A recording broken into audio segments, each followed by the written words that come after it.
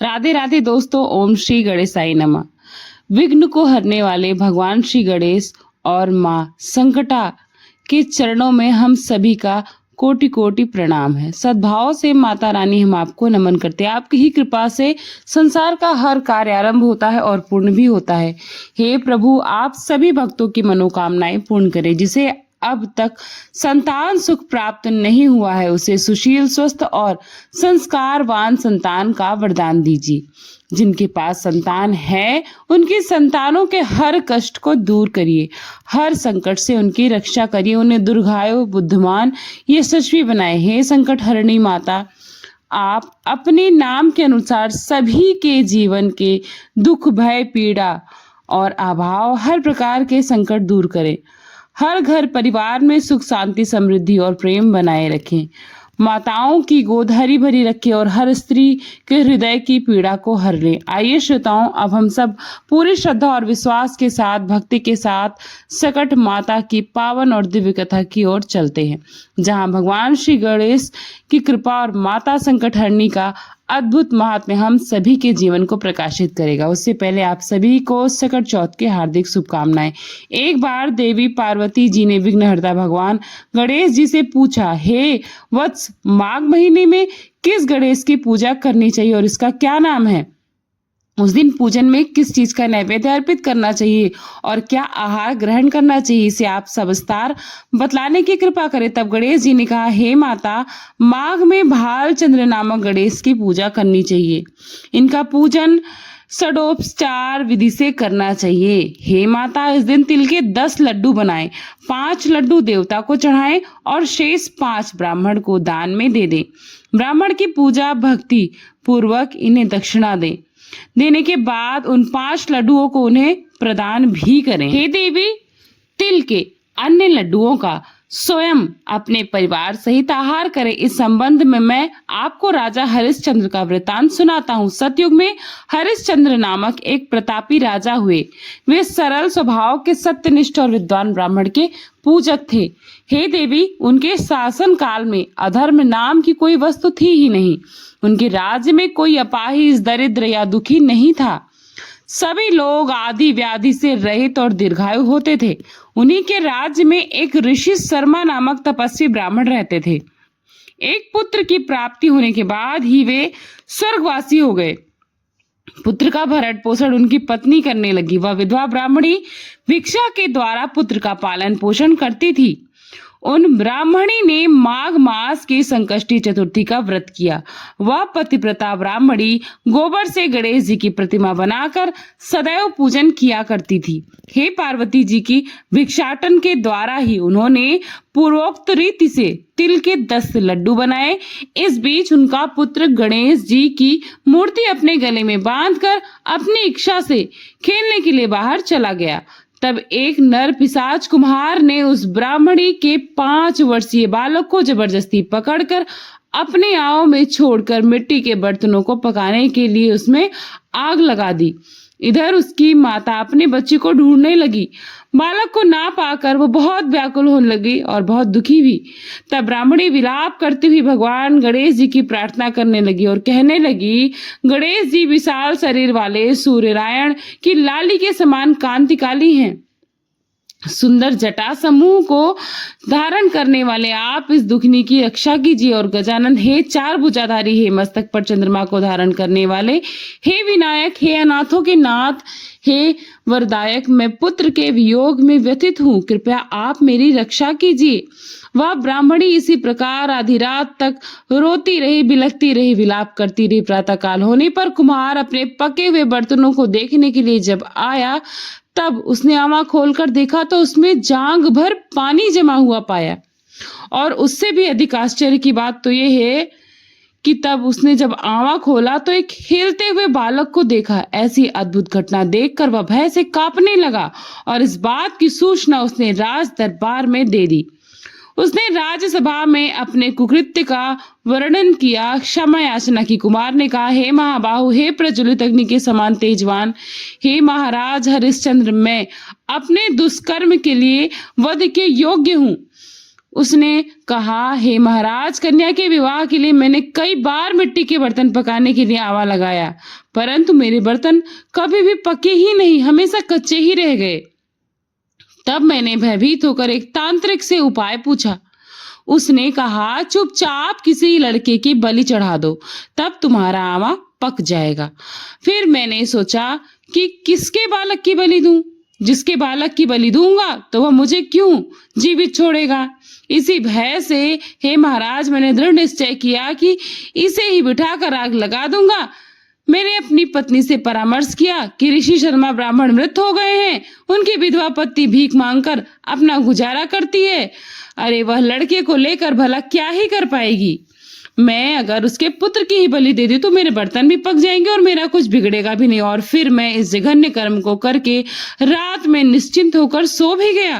प्रातः जब मैंने आवा खोला कर देखा तो क्या देखता हूँ कि उस लड़के को जिस स्थिति में बिठा कर गया था, वह तो उसी तरह निर्भय भाव से बैठा हुआ खेल रहा है और उसमें जांग भर पानी भरा हुआ है।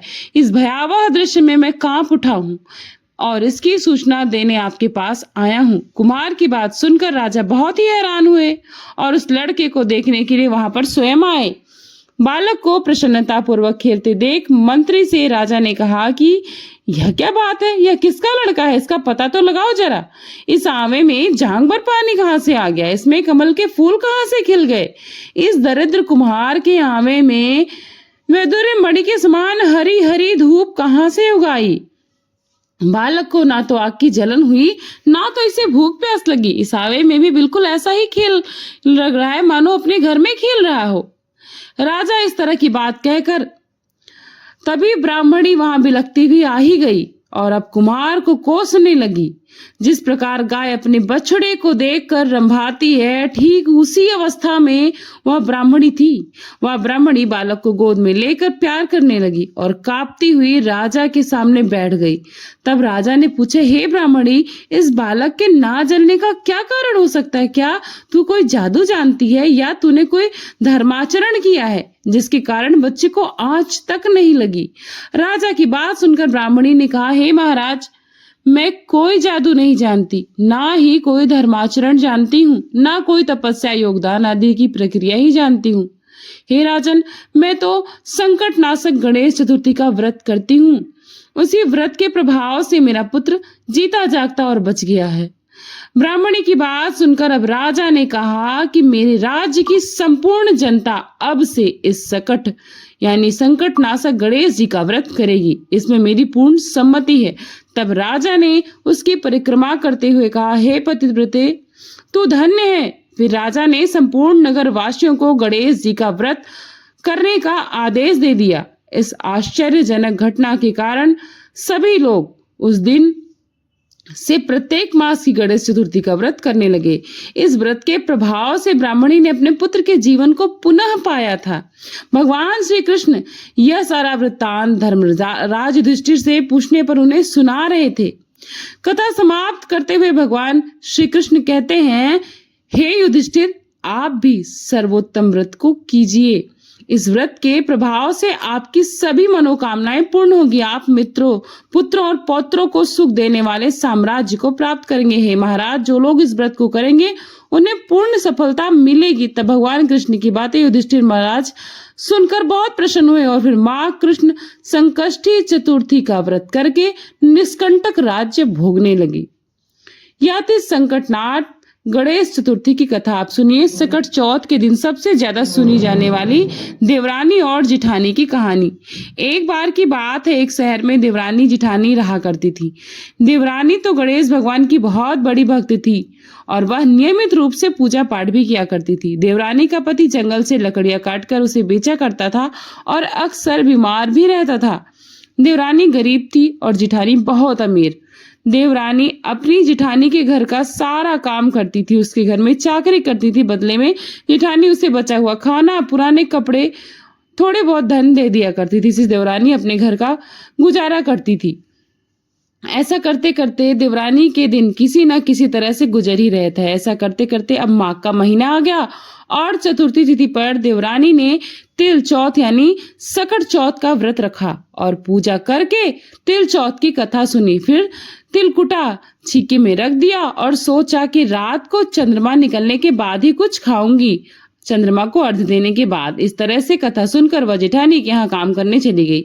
जेठानी के यहाँ पहुंचकर भोजन बनाकर जेठानी के बच्चों को भोजन करा के कहने लगी कि बच्चे बोले, चाची चाची माँ ने तो व्रत रखा है और माँ भूखी है, माँ जब भोजन करेगी तभी हम भी करेंगे। बच्चों ने भोजन करने से मना कर दिया। तब जेठ जी को भोजन कराने के लिए कहा तो जेठ जी बोले, मैं अकेला नहीं खाऊंगा, जब चंद्रमा निकलेगा तभी मैं भी खाऊंगा। अब देवरानी ने कहा, मुझे घर जाना है इसलिए मुझे खाना दे दो।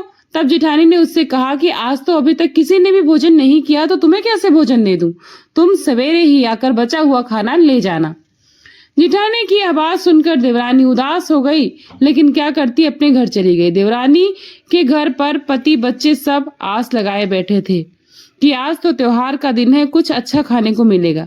लेकिन जब बच्चों को पता चला कि आज तो रोटी ही नहीं मिलेगी तो बच्चे रोने लगे। यह देखकर देवरानी के पति को बहुत गुस्सा आया और कहने लगा, दिन भर का काम करने के बाद भी 2 रोटियां नहीं ला सकती तो काम ही क्यों करती हो। पति ने गुस्से में आकर पत्नी को कपड़े धोने से पीटा।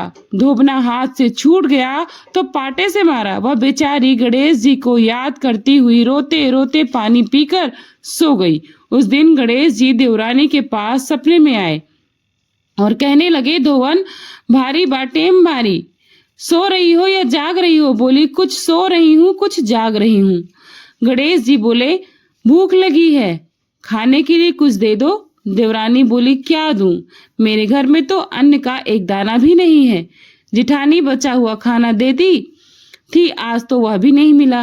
देवरानी ने आगे कहा कि पूजा का बचा हुआ तिलकुटा छीके में पड़ा है, वही खा लो। गणेश जी ने निकाल कर तिलकुटा खाया और उसके बाद कहने लगे, धोबने मारी पाटे मारी, निमटाई लगी है, कहाँ निपटे।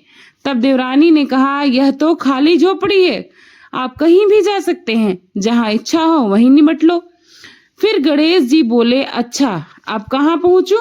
अब की बार तो देवरानी को बहुत गुस्सा आ गया और कहने लगी, कब से परेशान किए जा रहे हो, सोने भी नहीं देते। वो बोली, मेरे सर पर ही पोछो और कहाँ पहुंचोगे।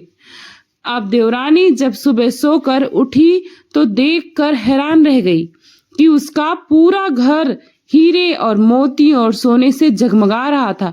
सिर पर जहां विनायक जी पोछनी करके गए थे वहां पर तो हीरे के टीके और बिंदी जगमगा रहे थे। अब देवरानी जेठानी के यहाँ काम करने लगी। उस दिन नहीं गई वो। जेठानी ने कुछ देर तक उसका इंतजार किया, फिर बच्चों को देवरानी को बुलाने के लिए भेज दिया। जेठानी ने सोचा कल खाना नहीं दिया था इसीलिए शायद देवरानी बुरा मान गई और गुस्सा हो गई। बच्चे बुलाने गए, चाची चलो माँ ने बुलाया है। दुनिया में चाहे कोई मौका चूक जाए पर देवरानी जेठानी आपस में कहने का कोई मौका नहीं छोड़ती। देवरानी कहने लगी, बेटा बहुत दिन तेरी माँ के यहाँ काम कर लिया, अब तुम अपनी माँ को ही मेरे यहाँ काम करने भेज दो। बच्चों ने घर जाकर माँ से कहा, माँ चाची का पूरा घर तो हीरे मोती और सोने से जगमगा उठा है। जेठानी को विश्वास नहीं हुआ, दौड़कर झट से देवरानी के घर पहुंची। देखकर हैरान रह गई और पूछा, यह सब कैसे हो गया। तब देवरानी ने जेठानी को रात में हुई सारी घटना बता दी, जो कुछ भी उसके साथ हुआ था। एक एक बात सच सच बता दी, क्योंकि वह दिल की बहुत सच्ची थी। अब तो घर लौटकर जेठानी ने कुछ सोचा और अपने पति से कहने लगी, सुनिए आज आप मुझे धोने और पाटे से मारो। उसका पति बोला, अरे भलमानस, मैंने तो कभी तुम पर हाथ तक नहीं उठाया, मैं भला तुम्हें धोने और पाटे से कैसे मार सकता हूँ। पर वो नहीं मानी और जिद करने लगी। आखिरकार मजबूर होकर पति को उसे मारना ही पड़ा। मार खाने के बाद उसने ढेर सारा घी डालकर चूरमा बनाया और छीके में रखकर सो गई। रात को विनायक जी जेठानी के सपने में आए और कहने लगे, भूख लगी है, क्या खाऊं। जेठानी बोली, हे भगवान गणेश, आपने तो मेरी देवरानी के घर पर एक चुटकी सूखा तिलकुट खाया था, मैंने तो झड़ते घी का चूरमा बनाया है। आपके लिए छीके में रखा है, साथ साथ फल और मेवे भी रखे हैं, जो आपकी इच्छा है आप खा लो। गणेश जी बोले, खा लिया, अब बताओ निमटे कहाँ? जिठानी जी बोली कि उसके यहाँ तो टूटी हुई झोपड़ी थी, मेरे यहाँ तो बहुत अच्छा महल है, जहाँ चाहो निमट सकते हो। तो गणेश जी ने पूछा, अच्छा आप बताओ पोंछूं कहाँ? वह बोली, मेरे माथे पर बड़ी सी बिंदी लगाकर पोंछ लो। धन की भूखी लालची जिठानी रात भर खुशी से फूल ही नहीं समा रही थी। सोच रही थी कि सुबह जब वह उठेगी तो पूरा घर उसे हीरा मोती सोने से भरा हुआ मिलेगा। सोचते हुए वह सुबह जल्दी उठ गई, लेकिन ये क्या, जब वो उठी तो देखा और हैरान रह गई कि उसका पूरा घर गंदगी और बदबू से भरा हुआ था। वहीं उसके सिर पर भी बहुत सी गंदगी लगी हुई थी। यह सब देखकर जिठानी ने अपना माथा पीट लिया और कहने लगी, हे गणेश जी महाराज, यह सब आपने क्या किया? मुझसे रूठे और देवरानी पर टूटे। अब जिठानी ने घर साफ करने की बहुत कोशिश की, परंतु गंदगी तो और ज्यादा फैलती गई। जिठानी के पति को मालूम हुआ तो वह भी बहुत गुस्सा हुआ और फिर बोला, तेरे पास तो इतना सब कुछ था, फिर भी तेरा मन नहीं भरा। परेशान होकर जिठानी चौथ के विनायक जी से मदद की विनती करने लगी। बोली, हे गणपति, मुझसे बड़ी भूल हो गई, मुझे क्षमा करो। विनायक जी ने कहा, देवरानी से जलन के कारण जो तूने किया है ना, यह उसी का फल है, तुझे जो मिला है। अब तू अपने धन में से आधा उसे देगी, तभी यह साफ होगा। गणेश जी के कहने पर उसने आधा धन तो बांट लिया, लेकिन मोहरों की एक हांडी चूल्हे के नीचे गाड़ दी। उसने सोचा किसी को पता नहीं चलेगा और उसने उस धन को नहीं बांटा। गणेश भगवान तो सब कुछ जानते हैं। जेठानी ने अब गणेश भगवान से कहा, हे चौथ विनायक जी, अब तो यह बिखराव समेट लो। वे बोले, पहले चूल्हे के नीचे गड़ी हुई मोहरों की हांडी और ताक में रखी हुई सुई की भी पाती कर, इसका भी बंटवारा कर। इस तरह विनायक जी ने सुई जैसी छोटी चीजों का भी बंटवारा करवाकर अपनी माया समेटी और देखते ही देखते जिठानी के घर की गंदगी साफ हो गई। हे गणेश जी महाराज, जैसे आपने देवरानी पर कृपा की, वैसे ही सब पर करना। कहानी कहने वाले, सुनने वाले और हुंकार भरने वाले सभी पर अपनी कृपा करना, किंतु जेठानी जैसी सजा जैसी उनको दी, किसी को मत देना। बोलिए श्री गणेश जी महाराज की जय। साहूकार और साहूकारनी की कहानी। एक बार की बात है, एक साहूकार और एक साहूकारनी रहा करते थे। वह पूजा पाठ धर्म पुण्य को बिल्कुल नहीं मानते थे और इसी कारण से उनकी कोई संतान नहीं थी। एक दिन की बात है, साहूकारनी अपने पड़ोसन के घर गई। उस दिन सकट चौथ था और वह पड़ोसन सकट चौथ की पूजा करके कहानी सुना रही थी। साहूकारनी ने पड़ोसन से पूछा कि तुम यहाँ क्या कर रही हो? पड़ोसन बोली, आज चौथ का व्रत है, इसलिए कहानी सुना रही हूँ। साहूकारनी बोली, चौथ के व्रत करने से क्या होता है? तब पड़ोसन बोली, इसे करने से अन्न धन सुहाग पुत्र आदि सब कुछ मिल जाता है। तब साहूकारनी ने कहा, अगर मेरा गर्भ ठहर जाए तो मैं 1.25 शेर तिलकुट करूंगी और चौथ का व्रत भी करूंगी। गणेश भगवान की कृपा से जल्दी ही साहूकारनी गर्भवती हो गई। तब वह बोली, अगर मेरा पुत्र हो जाए तो मैं 2.5 शेर तिलकुट करूंगी। कुछ दिनों के बाद 9वां महीने बीतने पर उसका एक सुंदर सा पुत्र भी हो गया, लेकिन इस बार भी उसने सकट का व्रत नहीं किया। फिर वह बोली, भगवान, मेरे बेटे का विवाह हो जाएगा तो मैं 5.25 शेर का तिलकुट करूंगी। कुछ वर्षों के बाद उसके बेटे का विवाह भी तय हो गया और अब जब उसका बेटा विवाह करने को चला तो उस बार भी साहूकारनी ने तिलकुट नहीं किया। इस कारण से चौथ माता और गणेश भगवान क्रोधित हो गए और उन्होंने फेरों से उसके बेटे को उठाकर पीपल के पेड़ के पर बिठा दिया। इधर सभी वर को खोजने लगे पर वह नहीं मिला। हताश निराश होकर सारे लोग अपने अपने नगर को लौट गए। इधर जिस लड़की से साहूकारनी के लड़के का विवाह होने वाला था, वह अपनी सहेलियों के साथ गणगौर पूजने के लिए जंगल में धूप लेने के लिए गई हुई थी। तभी रास्ते में पीपल के पेड़ से आवाज आई, ओ मेरी अर्धव्याही। यह बात सुनकर जब लड़की घर आई तो उसने बाद में धीरे धीरे उसका शरीर सूख कर काटा होने लगा। वह दिन पर दिन कमजोर होने लगी। एक दिन लड़की की माँ ने कहा, बेटी, मैं तो तुम्हें अच्छा खिलाती हूँ, अच्छा पहनाती हूँ, फिर भी तुम सूखती जा रही हो, ऐसा क्यों है? तब लड़की अपनी माँ से बोली, माँ, जब भी मैं धूप लेने जंगल में जाती हूँ तो पीपल पर एक आदमी बोलता है, ओ मेरी अर्धब्याही, और उसने मेहंदी भी लगा रखी है, सेहरा भी बांध रखा है। तब लड़की की माँ पीपल के पेड़ के पास जाकर देखी, पहचान लिया कि यह तो उसका जमाई ही है। तब उसकी माँ ने जमाई से कहा, यहाँ क्यों बैठे हो? मेरी बेटी तो अर्धब्याही कर दिया, और अब क्या लोगे? साहूकरनी का बेटा बोला, मेरी माँ ने चौथ का तिलकुट बोला था लेकिन नहीं किया। चौथ माता ने क्रोधित होकर मुझे यहाँ बिठा दिया है। अब तो यह सुनकर उस लड़की की माँ साहूकारनी के घर पर गई और उससे पूछा, क्यों, तुमने सकट चौथ को कुछ बोला है? साहूकारनी बोली, हाँ, तिलकुट बोला था मैंने। उसके बाद साहूकारनी बोली, मेरा बेटा घर आ जाए तो 2.5 मन का तिलकुट करूंगी। इससे अब की बार श्री गणेश भगवान प्रसन्न हो गए और उसके बेटे को फेरों में लाकर बिठा दिया। अब बेटे का विवाह धूमधाम से हो गया। जब साहूकारनी का बेटा और बहू घर पर आए तब साहूकारनी ने 2.5 मन का तिलकुट किया और बोली, हे चौथ माता, हे गणेश भगवान, आपके आशीर्वाद से मेरा बेटा बहू घर पर आ गए हैं, जिससे अब मैं हमेशा तिलकुट करके व्रत करूंगी। इसके बाद सारे नगरवासियों ने भी तिलकुट के साथ सकट माता का व्रत करना आरंभ कर दिया। हे चौथ माता, हे सकट देव, जिस तरह आप साहूकरनी को बेटे बहू से मिलवाए वैसे ही हम सबको मिलवाना। इस कथा को कहने वाले और सुनने वाले सबका भला करना। बोलिए सकट माता की जय। बोलिए गणेश जी की जय।